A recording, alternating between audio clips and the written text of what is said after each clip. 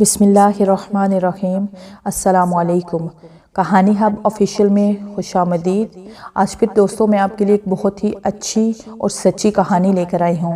नए आने वाले दोस्तों से गुजारिश है कि वो मेरा चैनल को सब्सक्राइब करें और बेल आइकन को प्रेस करें। तो चलिए बढ़ते हैं कहानी की जानिब। मेरा नाम फ्यास है। मैं हाथीवंड का रिहायशी हूँ। हाथीवंड इस गांव को इसलिए कहते हैं क्योंकि यहाँ पर पहले वक्तों में बहुत सारे हाथी रहा करते थे।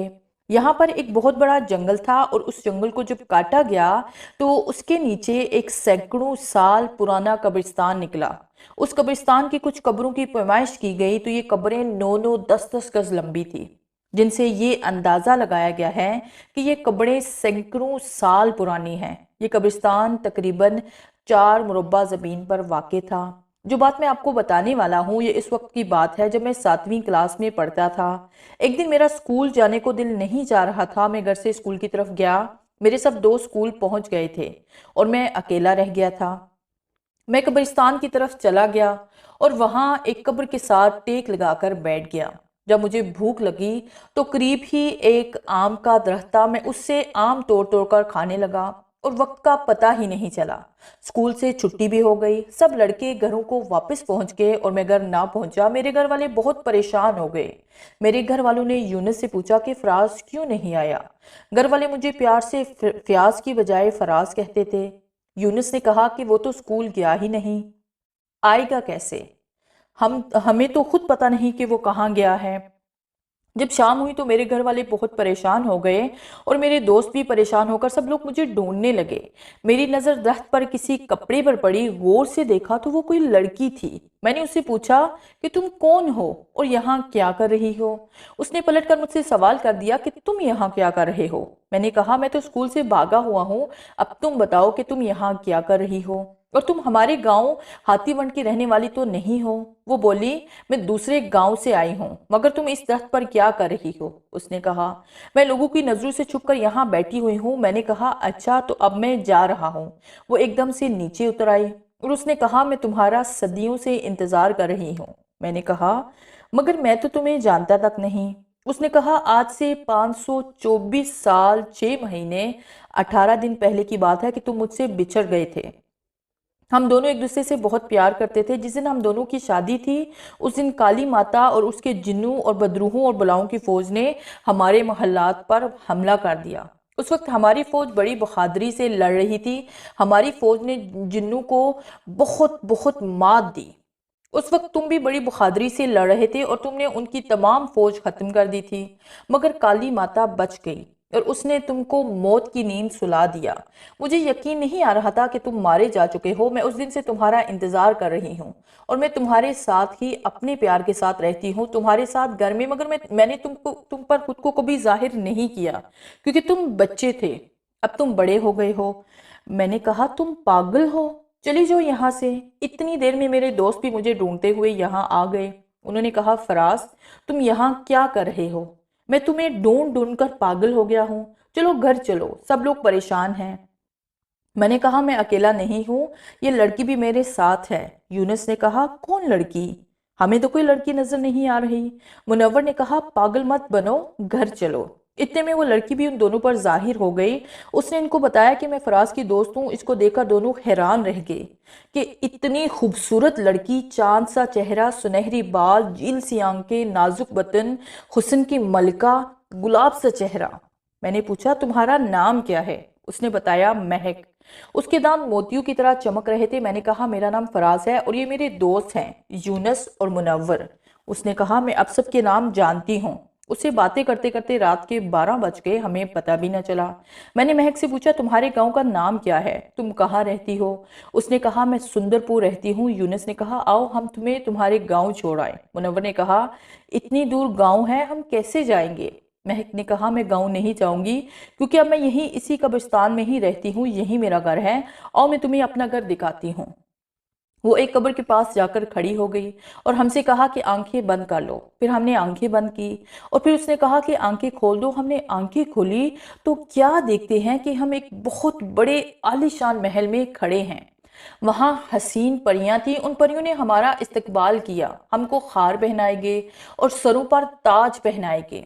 इतनी रोशनी थी कि रात भी दिन लग रहा था। महक ने उनसे हमारा तारुफ करवाया और बताया कि ये वो इंसान ही है जिसका हम सदियों से इंतजार कर रहे थे। महक ने कहा, आज तुम आजाद हो जाओ, खुशियां मनाओ। परियां बहुत खुश थी। उन्होंने कहा, कैसा इंतजार, कैसी खुशियां, हम आपका कोई काम नहीं करेंगे। ये सुनकर सब परियां उदास हो गई। महक ने कहा, आप बहुत अच्छे और बहादुर इंसान हैं, मैं आपकी बहुत इज्जत करती हूँ, हम आपका सदियों से इंतजार कर रहे हैं। मुनव्वर ने कहा, हम तुम्हारा कोई काम नहीं करेंगे, हमें वापस जाने दो। इतनी देर में अचानक एक तेज हवा चली, हमारे सांस रुकने लगे और हम बेहोश हो गए। फिर परियां कहने लगी, अब तुम वापस जाकर दिखाओ। महक ने कहा, ये किसकी शरारत है, इनको होश में लाओ। इनकी बातें तो हम सुन रहे थे मगर जिस्म काम नहीं कर रहा था। फिर हमको होश में लाया गया। होश में आते ही मैंने कहा, आप कौन हैं? एक ने कहा, हम परीजाद हैं। मैंने पूछा, मगर आप में से कोई भी मर्द नजर नहीं आ रहा। अब काली माता के पास एक जादूगर इंसान है, अब वो हम सबको मारकर काली माता के चरणों में बलि देना चाहता है और महक शादी करना चाहती है। अगर वो महक से शादी कर ले तो बाकी परियों को भी मार डालेगा। फराज, ठीक है, महक उससे शादी कर ले और सबकी जान बचा ले। यूनुस ने कहा, वो जादूगर है कौन, उसका नाम क्या है? मुनव्वर ने कहा, तिमाद से तुम्हारी शादी नहीं करनी तो मत करो, मगर हमें जाने दो। यूनुस ने कहा, तुम इससे शादी नहीं करना चाहती तो हम सब मिलकर इस जादूगर को मार देते हैं। तुम इसका नाम बताओ। महक ने कहा, तुम उसका नाम जानना चाहते हो? उसका नाम है जाफर जादूगर। यूनुस ने कहा, ये नाम तो हमने पुरानी कहानियों में पढ़ा है। महक ने कहा, हाँ, ये वही जादूगर है जिसकी आप बचपन से कहानियां सुनते आ रहे हैं। वो सब इसके गुलाम हैं, इसलिए हम सब इसको नहीं मार सकते। फराज ने कहा, मैं इसको देखना चाहता हूँ। महक ने कहा, वो चांद की 14 तारीख वाले दिन रिहा होने वाला है। उसको जमाली बाबा ने 100 साल पहले कैद किया था क्योंकि उसने जमाली बाबा से माफ़ी मांग ली है। मुझे पता है कि वो रिहा होते ही जमाली बाबा से बगावत कर देगा और पहले की तरह क़यामत बर्पा कर देगा, क्योंकि वो जवान लड़कियों का ही खून करता है और उनका खून काली माता के चरणों में बीन चढ़ाता है। काली माता की तमाम शक्तियां वापस आ जाएंगी। जिस दिन 1111 जवान लड़कियों का खून उसको मिल जाएगा और अब सिर्फ 11 लड़कियों का खून चढ़ाना बाकी है और अब वो आजाद होने वाला है। मुनव्वर ने कहा, वो जादूगर है कहाँ? मैं उसको कैद में ही मार दूंगा। महक ने कहा, फराज, ये बड़े कानों वाला तुम्हारा दोस्त बहुत ताकतवर है। अगर ये उस जादूगर के जादू से बचकर वार करने में कामयाब हो गया, उसको मार देगा, और अगर जादूगर उस बड़े कानों वाले तुम्हारे दोस्त को देख लिया तो इसको भी अपना गुलाम बना लेगा। मुनव्वर ने कहा, मगर वो है कहाँ? महक ने कहा, वो 7 समंदर पार एक पहाड़ के नीचे कैद है। तुम उसको ऐसे नहीं मार सकते। तो यूनुस को गुस्सा आ गया। उसने कहा कि ये हमको पागल बना रही है, हम जा रहे हैं। ये सुनकर वो रोने लगी, आंखों से मोती जड़ने लगे। मुझे तो वो और भी हसीन लगने लगी। मैं उसका दीवाना हो गया। मैंने कहा कि मैं इसको इस हाल में छोड़कर नहीं जा सकता। मेरे दोस्त मुझे वापस जाने के लिए खींचने लगे और यूनुस ने कहा, अगर तुम हमारे साथ ना गए तो हम तुमसे सारी जिंदगी बात नहीं करेंगे। मैं मजबूर था, दोस्तों को भी अकेला नहीं छोड़ सकता था, इसलिए मैं उनके साथ चल दिया। हम चलते चलते थक गए मगर वापसी का रास्ता ना मिला। तो महक ने कहा, इस तरह आप सारी जिंदगी भटकते रहेंगे, आपको रास्ता नहीं मिलेगा। आप आंखें बंद करें, मैं आपको वहीं छोड़ आती हूँ। हमने आंखें बंद की तो हम वहीं आम के दरख्त के नीचे खड़े थे और हुस्न की मलका रोती हुई गायब हो गई। हम घरों को वापस जाने लगे तो रास्ते में अच्छा खासा खौफनाक शक्ल वाला जिन हमारे सामने खड़ा था। उसने एक जोरदार कहकहा लगाया और खौफनाक आवाज में कहा, तुम सब नहीं बचोगे। उसके लंबे लंबे दांत, बड़ी बड़ी आंखें, आंखों के अंदर सांपों के मुंह से आग बरस रही थी। फराज, तुम क्या समझते हो कि तुम महक परी से शादी कर लोगे? तुम एक मामूली इंसान हो, तुम मेरा मुकाबला क्या करोगे? मैं तुमको इसी वक्त खत्म कर सकता हूँ। उसने कहकहा लगाया और एक फूंक हम पर मारी और हर तरफ धुआं धुआं हो गया। हम धुएं में गिर गए और हम बेहोश हो गए थे। जब होश आया तो पता चला कि मुनव्वर और यूनुस वहां से गायब हैं और मेरे सामने एक बुजुर्ग खड़े थे।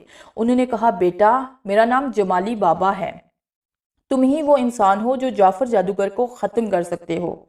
जाफर जादूगर पहले बहुत नेक इंसान हुआ करता था, फिर वो पैसे के लालच में उल्टे सीधे जादू सीखने लगा और काली माता का दीवाना हो गया।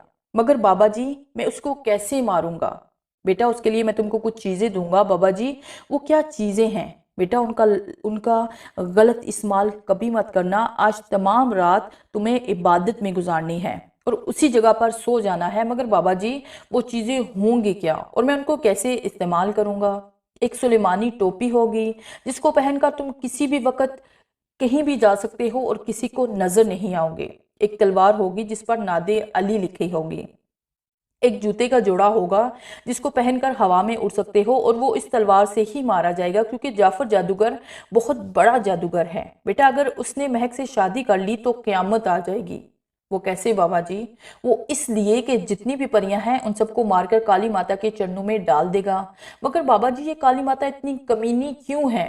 क्योंकि बेटा जिसके बेटे इतने बेगैरत और गंदे हों उनकी माँ कैसी होगी? क्योंकि वो कुत्तों गधों और बिल्ली वगैरह की बलि चढ़ा देती है और अपने बच्चों को भी मुआफ नहीं करती। चांद की 14 तारीख को वो महक से शादी करने आएगा और महक से जो बच्चा पैदा होगा वो उसका खून माता के चरणों में चढ़ा देगा और माता जिंदा हो जाएगी और कोई ताकत उसको नहीं मार सकती। काली माता और जाफर जादूगर मिलकर क़यामत बर्पा कर देंगे। बदरूहे चुड़ैले गंदी आत्माएं जिंदा हो जाएंगी। मगर इससे पहले तुम महक से शादी कर लो बेटा और अपने साथियों को बचा लो। बाकी सब कुछ महक तुमको बता देगी। मगर बाबा जी मैं महक के पास कैसे जाऊं?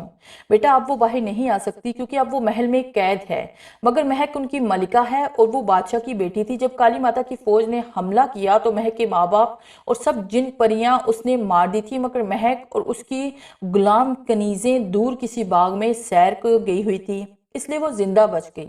अब महक पर तो जाफर जादूगर का जादू नहीं चल सकता। वो कहता है महक जिस दिन अपना खार उतारेगी मैं उसी दिन उसको कैद कर लूंगा।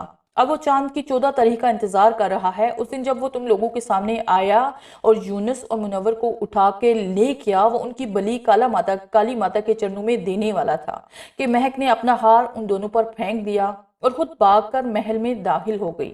मगर बाबा जी आप तो कह रहे थे कि जादूगर कैद में है और महक भी कहती थी कि वो चांद की 14 तारीख को आजाद होगा।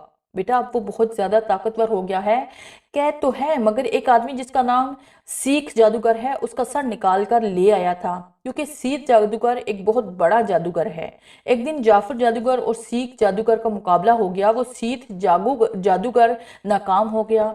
वो दिन क्यामत का दिन था। उस दिन तमाम बलाएं मैदान में आ गई, एक दूसरे को मारने लगी। उस दिन तमाम बदरूहें और आत्माएं एक दूसरे का खून पीने लगी और वहां पर आ गया और धुआं नजर आ रहा था। जब जाफर जादूगर ने देखा कि मेरी सारी बलाएं मर रही हैं और सीख जादूगर जीत रहा है, जाफर जादूगर को काली माता ने कहा तुम अपनी तमाम तर बलाओं को बुलाओ और उनसे कहो कि वो एक बहुत बड़ा प्याला लें और तमाम आत्माओं का खून उस प्याले में भर दें और वहां से तुम भागो और वहां से तुमको एक कुआं नजर आएगा और ये खून का प्याला उस कुएं में डाल देना और वहां से एक बहुत बड़ा बिच्छू हाजिर होगा। उसके 1000 मुंह होंगे और भड़कती हुई आग और सांप होंगे। वो तुमसे कहेगा क्या हुक्म है मेरे आका, और उससे कहना कि तुम सीख जादूगर उसकी फौज को खत्म कर दो।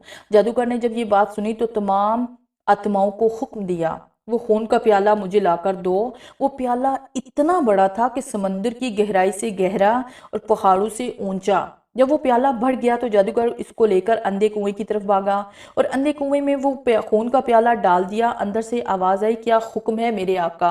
और जिस तरह उसने काली माता से सुना था तो वो भागकर जंगल के मैदान की तरफ गया और सीख जादूगर की तमाम बलाओं को वो खा गया। जब सीख जादूगर ने ये देखा तो वो वहां से भाग गया और जब सीख जादूगर को पता चला कि बाबा जी ने जाफर जादूगर को कैद कर लिया है और उसका सर काट कर एक पेड़ के नीचे जो 7 समंदर पार दफन कर दिया है और सीख जादूगर उसको तलाश करने लगा।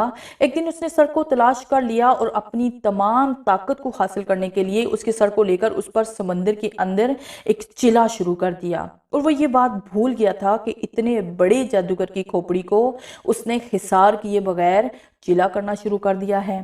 चिले के एक हफ्ता बाद ही उस खोपड़ी में जान पड़ गई और चिले के 21 दिन बाद वो एक खौफनाक शक्ल अख्तियार कर गई और सीख जादूगर ये देखकर परेशान हो गया। उससे पहले कि सीख जादूगर कुछ करता जाफर जादूगर की खोपड़ी ने अपने दांत सीख जादूगर की खोपड़ी में पेवस कर दिए और उसका खून पी गया और उसका खातिमा कर दिया। जाफर जादूगर की खोपड़ी अपने दर से जा मिली जो पहाड़ के नीचे था और वो एक आग का गोला बनकर उड़ने लगा और एक संदूक में से उसने बहुत सी किश्तियां हासिल की। ये संदूक एक अंधे कुएं में से लिया था और महक परी के पीछे आना शुरू कर दिया।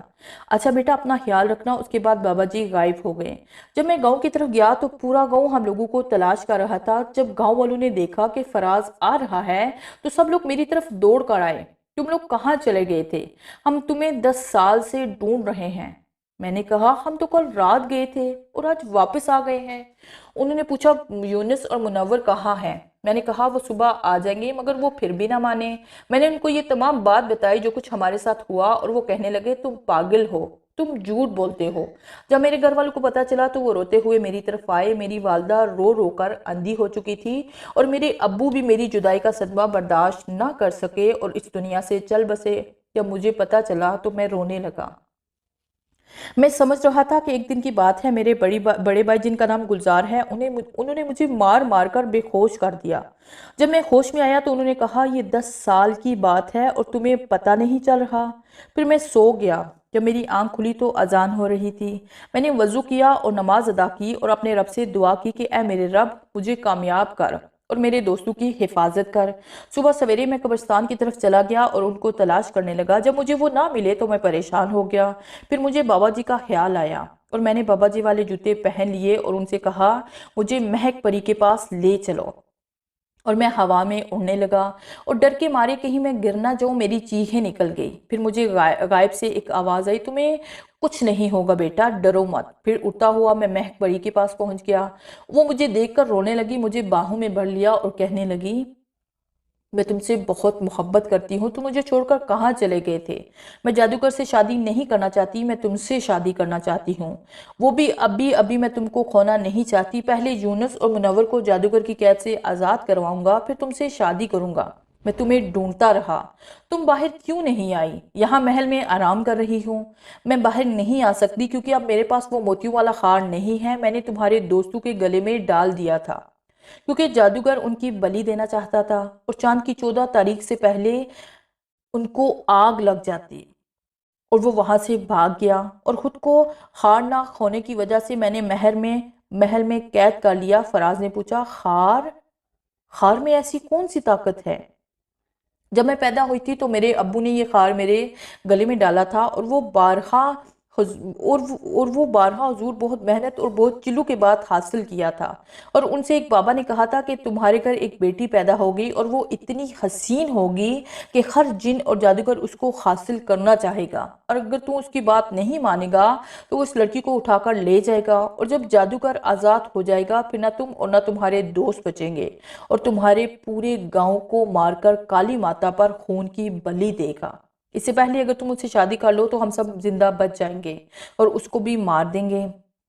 मैंने कहा कुछ भी हो जाए, मैं सबसे पहले अपने दोस्तों को आज़ाद कराऊंगा, उसके बाद जो चाहो करना। उसी वक्त बाबा जी आए और कहा बेटा तुम महक से शादी कर लो, जिस तरह महक कहती है वैसे ही करो। बाबा जी मैं सबसे पहले अपने दोस्तों को आज़ाद करवाऊंगा, इस तरह न तुम बचोगे और ना ही वो। जिस जिस तरह मैं कहता हूँ वैसे ही करो।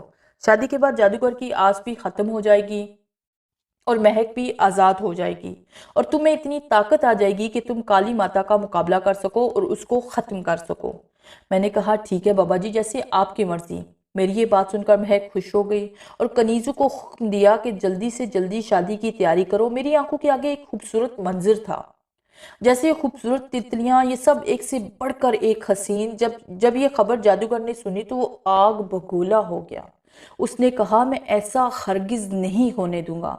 उसने काली माता के चरणों में गिरकर माता से मदद मांगी। अचानक उसने मुनव्वर और यूनुस को बहकाने की कोशिश की और ये खार उतारने को कहा। हार मुझे ला कर दो तो मैं तुम्हें दुनिया की सारी दौलत दूंगा, ये सब लड़कियां तुम्हारी गुलाम बना दूंगा। यूनुस ने कहा कि मैं ये काम हरगिज नहीं करूंगा, मगर मुनव्वर लालच में आ गया। इतनी देर में काली माता की आवाज आई, ए लड़के, एक दिन तुम बहुत बड़े जादूगर बनोगे क्योंकि तुम्हारे कान बड़े और आंखें छोटी हैं। जादूगर बनने के लिए यही बात जरूरी होती है। मुनव्वर के कान वैसे ही बहुत बड़े थे, इसलिए उसको स्कूल में कोई दोस्त नहीं बनाता था। सब उससे डरते थे और उसको जादूगर जादूगर कहते थे। जादूगर बहुत खुश हो रहा था कि मैं अपने मकसद में कामयाब हो जाऊंगा। उधर सब शादी में मसरूफ थे, सब खुश थे। इधर महक को सुर्ख रंग का जोड़ा पहनाया गया जो बहुत ही कीमती और खूबसूरत था, और मुझे एक कीमती सफ़ेद जोड़ा बादशाहों वाला पहनाया गया और खूबसूरत अंगूठी पहनाई गई। बाबा जी ने जो अंगूठी मुझे दी थी वो मैंने महक को पहना दी, फिर महक को मेरे सामने बिठाया गया। वो जन्नत की हूर लग रही थी। होंठ ऐसे जैसे गुलाब, झील सी आंखें, होंठ, जब वो बात करती तो ऐसे लगता जैसे कोई सुर एक साथ मिल गए हों। मैं उसको देखकर बहुत खुश हुआ कि इतनी हसीन लड़की, वो भी मेरी दुल्हन। इतनी देर में बाबा जी आ गए और उन्होंने हमारी शादी की रस्म अदा की और हमारी शादी हो गई और हमें एक बहुत बड़े आलीशान महल में पहुंचा दिया गया। इतनी खूबसूरत जगह, महक का चेहरा इतना प्यारा था कि दिल करता था कि उसको देखता ही रहूं। महक और मैं एक कमरे में, जहाँ पर सेज सजी हुई थी, उसको मैं देखे जा रहा था। महक ने कहा कि तुम खुश नहीं हो जो इस तरह खामोश बैठे हो? मैं बहुत ज़्यादा खुश हूँ, तुम जैसी हसीनो जमील से मेरी शादी हो गई, मुझे और क्या चाहिए। और महक ने पकड़ कर मुझे करीब कर दिया कि इतनी देर में एक भगोला आया। उसमें एक चेहरा नजर आया जिसकी आंखें गुस्से से लाल और आग बरसा रही थी। उसकी गरजदार आवाज आई, कहने लगा कि अगर अपने दोस्तों की जिंदगी चाहता है तो महक को हाथ मत लगाना। इतनी देर में महक ने कहा कि तुम इस कमीने की बात मत मानना, जिस मकसद के लिए हमने शादी की है वो मकसद पूरा करो और फिर ये जादूगर नाकाम हो जाएगा। जादूगर ने गुस्से में कहा, फराज, इसकी बातों में मत आना, मैं तुम्हारे दोस्तों को मार डालूंगा। मैंने जब उसकी बात सुनी तो मैंने महक को छोड़ दिया जो मेरे करीब ही थी। उसने कहा, कमीने, दफा हो जाओ यहाँ से। और जादूगर कभी इधर कभी उधर घूमने लगा। मैंने तलवार उठाई और जादूगर के दो टुकड़े कर दिए। वो फिर जुड़कर हंसने लगा। मैं उन दोनों का खून पी जाऊंगा। मैंने महक से कहा, बाबा जी ने तो कहा था कि ये तलवार इसका खात्मा कर देगी, मगर इसने तो कुछ नहीं किया, वो तो फिर जिंदा हो गया। मैंने कहा, मेरे दोस्त कहाँ हैं? और जादूगर के हंसने की आवाज आई, अगर तू उनको अपने सामने देखना चाहता है तो आंखें बंद कर। मैंने बंद कर ली। देखा तो वो काली माता के कदमों में पड़े हुए थे। एक गंदी शक्ल वाला जिन तलवार लिए उनके ऊपर खड़ा हुआ था। उसकी आंखों की जगह बड़े बड़े गड़े थे और उसके बालों की जगह तेज धार वाले कांटे थे और उसकी नाक बहुत बेढंगी और मुंह से खून बह रहा था। उनको मारने लगा था। मैंने कहा, छोड़ दो इनको। जादूगर ने कहा, ठीक है, इनको छोड़ देता हूँ, ये मेरा वादा है तुमसे। अगर तुम महक को मेरे हवाले कर दो तो मैं तुम्हारे दोस्तों को छोड़ दूंगा। मैंने कहा, अगर तू सच कहता है तो चल, मैं तेरे साथ चलता हूँ। उसने कहा, ठीक है चलो। जादूगर ने कहा, तुम महक को भी साथ ले चलो। मैंने अपना सामान बांधा। उसने कहा, ठीक है। जादूगर ने कहा कि महक को भी साथ ले चलो। मैंने अपना सामान साथ लिया। उसने कहा, अब मैं तुम्हारी शरीके हयात हूँ, अब जैसे कहोगे मैं वैसे ही करूंगी। और हम उस बगोले के साथ चल दिए। वो उड़ रहा था और हम भी उसके साथ उड़ रहे थे। जब वहां पहुंचे तो देखा काली माता के मुंह से बड़े बड़े सांप निकल रहे थे। वो उनका गोश्त खाने लगे तो मैं गुस्से में आ गया और तलवार निकाल ली और उस गंदी शक्ल के जिनसे मेरा मुकाबला हो गया, उसने मुझे उठाकर फेंक दिया। मेरी हड्डियां टूट गई और मैंने नारा लगाकर दोबारा उस पर वार किया और उसका सर तन से जुदा कर दिया। उसे आग लग गई। फिर मैंने काली माता के मुंह पर जोरदार वार किया और सब सांप खत्म हो गए और वो सिर्फ पत्थर की मूर्ति बनकर रह गई। आज चांद की भी 10 तारीख हो गई थी। फिर वो बगोला हंसने लगा, तुमने तमाम आत्माओं का खून कर दिया है माता को मारकर। अगर मैंने तुमसे वादा ना किया होता तो मैं तुम्हें और तुम्हारे दोस्तों को खत्म कर देता। मैंने कहा, ठीक है, ये लो। मैंने महक को उसके हवाले कर दिया और अपने दोस्तों को आज़ाद करवा दिया। महक मुझे देखकर रो रही थी और कह रही थी कि तुमने मेरे साथ अच्छा नहीं किया, ये जादूगर बड़ा मक्कार है, इसका यकीन मत करो। मैंने महक से कहा, मैं तुमको पकड़कर ले जाऊंगा और इस जादूगर और काली माता को खत्म कर दूंगा। जादूगर हंसने लगा, तुमने बहुत बड़ी गलती की है। तुमने दुनिया की सबसे बड़ी ताकत और हसीन परी मेरे हवाले कर दी है और अब मैं चांद की 14 तारीख को अपने जिस्म में आ जाऊंगा और उससे शादी कर लूंगा और इसके बच्चे का खून काली माता के चरणों में दूंगा और सारी दुनिया पर मेरी हुकूमत होगी। मैंने यूनुस और मुनव्वर से कहा, चलो भाग चलो। मुनव्वर ने कहा, मैं नहीं जाऊंगा, मैं माता के चरणों में ही रहूंगा। ये मुझे अमीर बनाएगी और ये सब परियां मेरी गुलाम बन जाएंगी। कमीने, तू और तेरी दौलत मिट्टी में मिल जाएगी, सब कुछ तेरा बर्बाद हो जाएगा। तो मुनव्वर ने कहा, खबरदार मेरे आका के बारे में कुछ भी कहा, मैं तुम्हारा सर तन से जुदा कर दूंगा। यूनुस ने कहा, कमीने, तू भी बहुत जल्द मरने वाला है और तेरा ये लालच कभी तुझे कुछ भी नहीं करने देगा। फराज महक को जादूगर के हवाले नहीं करना चाहता था। वो उससे बहुत मोहब्बत करती थी। बेटा, तुम्हें महक को जादूगर के हवाले नहीं करना चाहिए था। अगर तुम दोनों एक साथ रात गुजार लेते तो फिर जादूगर शायद कभी कामयाब ना हो पाता। मगर अब महक की शादी तो हो गई, मगर अभी भी वो कंवारी है और वो जादूगर इस बात पर बहुत खुश है। लेकिन बेटा, परवरदिगार तुम्हारे साथ है, तुम ही फतह पाओगे। पर बाबा जी, आपने कहा था कि ये तलवार बहुत ताकतवर है, जादूगर को मार देगी। मैंने इस पर वार किया, वो कट गया, मगर उसको कुछ भी ना हुआ। बेटा, वो एक बगोला था, वो उसको नहीं मार सकती, इसलिए तो कोई एक चिल्ला इसलिए तुम्हें एक चिल्ला करना पड़ेगा। वो उसको नहीं मार सकती, इसलिए तुमको एक चिल्ला करना पड़ेगा जो बिना कुछ खाए और पिए करना होगा। उसके बाद ये तलवार सब कुछ खत्म कर देगी। मगर तुम्हारा दोस्त तुम्हारे लिए मुश्किल पैदा कर सकता है, इसलिए तुम्हें उसको मारना होगा, क्योंकि वो तुम्हारे गांव को बर्बाद कर देगा। पर बाबा जी, मैं उसको कभी नहीं मारूंगा, क्योंकि वो हमारा दोस्त है। यूनुस ने कहा, बाबा जी, वो हमारा दोस्त है, हम उसको कैसे मार सकते हैं, लेकिन अब वो तुम्हारा दोस्त नहीं बल्कि वो जादूगर से भी बड़ा जादूगर बन गया है। इसलिए अब वो मासूम बच्चों का खून पीने लगा है, क्योंकि अब वो बहुत बड़ा जादूगर बन गया है। आपको कैसे पता चला कि वो जादूगर बन गया है? आओ, अब मैं तुमको दिखाता हूँ। हमने देखा तो गांव के लोग चीखते हुए भाग रहे थे और वो उनका खून पी रहा था। उसने हमारी आंखों के सामने एक बूढ़े शख्स को पकड़कर अपने दांत उसकी गर्दन में गाड़ दिए और उसको दोनों हाथों से पकड़कर उसको। बाबा जी ने कहा, यह चिल्ला तुम्हें कोकाफ में जाकर एक पहाड़ी के एक गार में करना होगा। वहां एक काला सांप है, उसकी पीठ पर बैठकर, मगर मैं वहां जाऊंगा कैसे? बाबा जी ने कहा, ये जूते पहनो, इनको हुक्म दो। मैंने जूते पहने, इनको हुक्म दिया और मैं कोकाफ के लिए रवाना हो गया। उधर यूनुस गांव में आया। उसने देखा कि गांव में लाशों के ढेर पड़े हैं, कहीं सर पड़े हैं और कहीं जिस्म और उनकी अंतड़ियां बाहर निकली पड़ी हैं। यूनुस ने कहा, ये किस कमीने ने हालत बनाई हुई है मेरे गांव की? गांव वाले ने कहा, बेटा, तुम ठीक कहते हो, एक बला गांव में किसी भी वक्त आ जाती है, जो इसको नजर आ जाए उसका खून पी जाती है और चीर फाड़ देती है। उसका चेहरा सही तरह से नजर नहीं आता, बस उसके बड़े बड़े कान नजर आते हैं। ये सुनकर यूनुस समझ गया कि ये मुनव्विर का काम है। वो गुस्से में आ गया। इतनी देर में शोर मच गया कि बला आ गई है, बला आ गई है। यूनुस ने देखा कि ये तो मुनव्वर है, जो लोगों का खून पी रहा है और आंखों में से आग बरस रही है।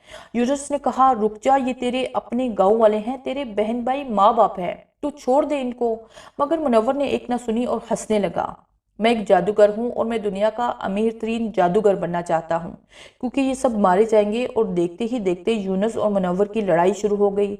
यूनुस ने मुनव्वर के मुंह पर थप्पड़ मार दिया और उसके बाद मुनव्वर जादूगर ने गुस्से में आकर अपने एक कान को हरकत दी और एक तूफान बर्पा कर दिया। और उसने यूनुस को पकड़कर उसके दो टुकड़े कर दिए और उसका सारा खून पी गया और यूनुस को मार दिया।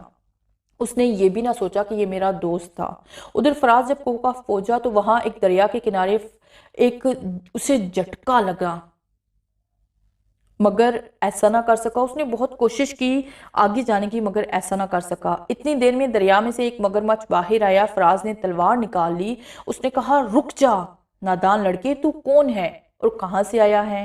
मैंने कहा, मैं कोकाफ जाना चाहता हूँ। उसने कहा, मुझे तुम्हें किसने यहाँ भेजा है? मुझे जमाली बाबा ने भेजा है। उसने कहा, वो तो मेरे उस्ताद है, मैं उनकी बड़ी इज्जत करता हूँ और उनका हर हुक्म मानता हूँ। वो मेरे गुरु जी हैं और तुम मेरी पीठ पर बैठो, मैं तुम्हें जल्दी पार कर देता हूँ। जब हम किनारे पर पहुंचे तो उसने पूछा, अब तुम कहाँ जाना चाहते हो? फरास ने कहा, काले पहाड़ के नीचे एक गार में मगरमच्छ है, वहां गार में एक बहुत बड़ा सांप है, उसके नज़दीक कोई भी इंसान नहीं जाता, आगे तुम्हारी मर्जी। मगरमच्छ ने कहा, अब मैं वापस जा रहा हूँ। फराज ने पूछा, मगर उसके पास कोई कुएं नहीं जा सकता, क्योंकि उसके मुहाफिज सांप बहुत जहरीले और खतरनाक हैं, जो इंसान को कुछ कदम की दूरी से ही डस लेते हैं। मैंने कहा, ठीक है, मेरे पास सुलेमानी टोपी है, वो सांप मुझको देख ही नहीं पाएंगे। उसने कहा, ओहो, बहुत अच्छा। मैं सांप के बीच में से गुजरता हुआ काले पहाड़ के पास पहुंच गया। जब मैं गार के पास पहुंचा तो अंदर देखा, दो रोशनियों के दिए जल रहे थे और एक बहुत बड़ा नाग फन फैलाए हुए बैठा था। मैं अंदर गया तो देखा कि सांप के आगे इंसानी खोपड़ियां, हड्डियां और डांचे पड़े हुए हैं। मैं ये सब देखकर खौफजदा हो गया। सांप हरकत में आ गया और गार से बाहर चला गया। चांद की 14वीं रात थी, सांप के जिस्म पर रोशनी पड़ रही थी। सांप मस्त होकर लेट गया और आज की रात में मेरा चिल्ला इस सांप की कमर पे बैठकर करना था और मैंने चिल्ला शुरू कर दिया। सुबह तक मैं चिल्ला मुकम्मल कर लिया। उसके बाद मैं वापस के लिए रवाना हुआ और बाबा जी के पास पहुंचा। बाबा जी ने बताया उस सांप की सारी शक्ति अब तुम्हारी तलवार में है। और बाबा जी ने बताया बेटा मुझे एक बात बहुत अफसोस से तुम्हें बताने पड़ रही है। वो क्या बाबा जी? वो ये कि मुनव्वर जादूगर ने तुम्हारे दोस्त यूनुस को ख़त्म कर दिया है। उसका सारा खून उस पी कर काली माता के चरणों में उसने पेश किया है। फराज ने कहा आज चांद की 14 तारीख है और आज तेरा आखिरी दिन है। उसने कहा तो एक मामूली इंसान इतने बड़े जादूगर को कैसे मारेगा? यहाँ से चला जा, क्योंकि इससे पहले मैंने कई इंसानों को मार डाला है। यहाँ तक कि मुझे जुमाली बाबा ये जो तुम्हारे साथ है इसने भी मुझे मारने की कोशिश की मगर ना मार सका, सिर्फ कैद कर सका और खुद दुनिया से चला गया। जादूगर के आने से पहले ही मैंने काली माता का सर तन से जुदा कर दिया और काली माता को आग लग गई और वो धुआं बनकर खत्म हो गई। जादूगर चीखने लगा ये तुमने क्या कर दिया? तुमने काली माता को मारकर मेरी तमाम आत्माओं को मार दिया है।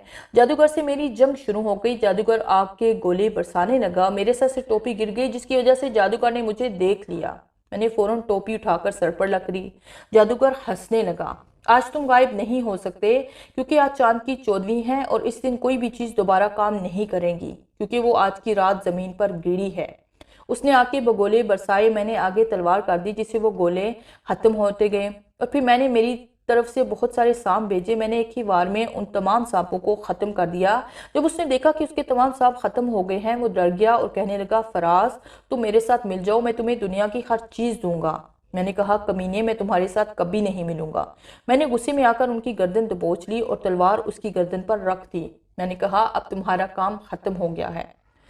वो जादूगर हंसने लगा ये तलवार मुझे नहीं मार सकती। मैंने एक जोरदार वार किया कि उसके जिस्म के 2 टुकड़े कर दिए। उसको आग लग गई और वो धुआं बनकर गायब हो गया। जालिम इंसान ये तुमने क्या किया? तुमने इसे मारा, तुमने पूरे गांव को मार दिया। अगर ये नहीं बचा तो कोई भी नहीं बचेगा। इतनी देर में जिन परियां जो महक के गुलाम थे उन्होंने मुनव्वर जादूगर के टुकड़े कर दिए और उसको आग लग गई।